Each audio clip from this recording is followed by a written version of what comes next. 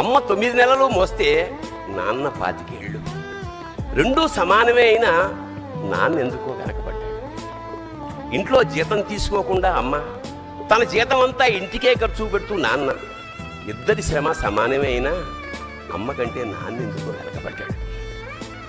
ఏది కావాలి అంటే అది వడ్డీ పెడుతూ అమ్మ, ఏది కావాలంటే అది కొని పెడుతూ నాన్న, ఇద్దరి ప్రేమ సమానమే అయినా అమ్మకొచ్చిన పేరు ముందు నాన్న ఎందుకో బాగా వెనకబడ్డాడు.